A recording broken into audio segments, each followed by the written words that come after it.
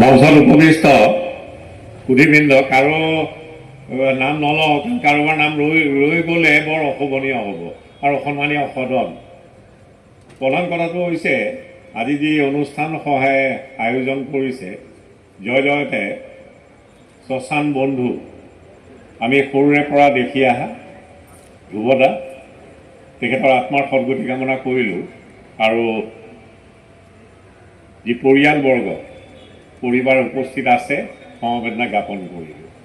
আৰু তেখেতৰ অসমৰ সামাজিক জীৱনত প্ৰধানতঃ মানুহৰ অন্তিম যাত্ৰাৰ সময়ত সহায়ক হিচাপে বহুজনৰ তেখেতে সংগী হৈছিল আৰু এই শ্মশান ইত্যাদি উন্নয়নৰ ক্ষেত্ৰত তেখেতৰ যথেষ্ট পৰিকল্পনা আছিলে। সেইবিলাক যথেষ্টখিনি বাস্তৱায়িত হৈছে আৰু যথেষ্টখিনি বাস্তৱায়িত হ'বলৈ বাকী আছে। সেইখিনি যাতে পূৰ্ণাংগ ৰূপত বাস্তৱায়িত হয়, তেতিয়া তেখেতৰ আত্মাই নিশ্চিতভাৱে যথেষ্টখিনি শান্তি লাভ কৰিব, তাকে কামনা কৰিলোঁ। লগতে চমৰ হাজৰিকা, তেখেতৰ গীত মাত শুনি আমি ডাঙৰ হৈছিলোঁ। নিশ্চিতভাৱে তেখেত সদ্য প্ৰয়াত, তেখেতৰ আত্মাৰ সদ্গতি কামনা কৰিলোঁ আৰু শোকসন্তপ্ত পৰিয়ালবৰ্গলৈ সমবেদনা জ্ঞাপন কৰিলোঁ। তেখেতৰ গীত মাত ইত্যাদিয়ে যাতে স্থায়িত্বতা পায়, তাৰ বাবে চৰকাৰী বা বেচৰকাৰীভাৱে যিখিনি কৰণীয় সেইটো যাতে কৰা হয়, তাকে কামনা কৰিলোঁ। ধৰ্ণা আমাতকৈ জ্যেষ্ঠ, তেখেতো শ্মশানত বা মানুহ এজনৰ শেষ যাত্ৰাত বহুজনৰ তেখেত সংগী হৈছে আৰু আজি ৰাইজে তেখেতক এটা উপাধিৰে বিভূষিত কৰিব ওলাইছে। নিশ্চয় মই মোৰ লগতে গোটেই সমাজখন নথৈ আনন্দিত হৈছে। এই অস্কাৰ বোলা যিটো এৱাৰ্ড আছে চিনেমা জগতৰ লগত জড়িত হলিউডৰ, একেদৰে অৱশ্যে ভিন্ন এক পথাৰত গ্ৰীণ অস্কাৰ বোলা এটা এৱাৰ্ড আছে। সেইটো আপোনাৰ জীৱ জন্তু গছ গছনি ইত্যাদিৰ ক্ষেত্ৰত কনজাৰভেশ্যনৰ লগত জড়িত।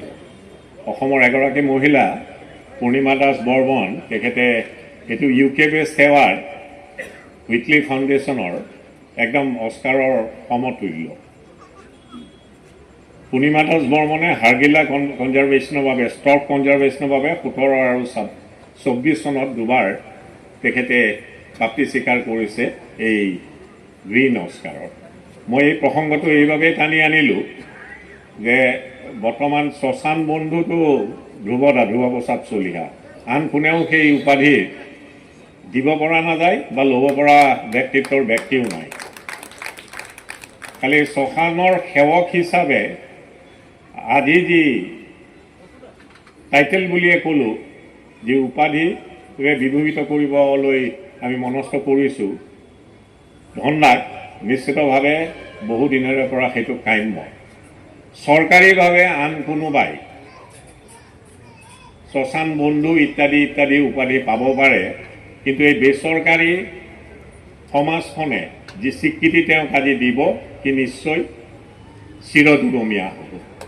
তেখেতৰ শ্ৰীবৃদ্ধি কামনা কৰিলোঁ। আহি থকা দিনবিলাকত মানুহৰ শেষ যাত্ৰাত তেখেতে সংগী হয় আৰু বহুতকে যাতে এই পৃথিৱীৰ পৰা প্ৰস্থানৰ সময়ত সহায়ৰ হাত আগবঢ়াব পাৰে, তাক পুনৰবাৰ কামনা কৰিলোঁ। তেখেতৰ দীৰ্ঘায়ু কামনা কৰিলোঁ ইত্যাদি। জয় অসম, জয় অসম, জয়।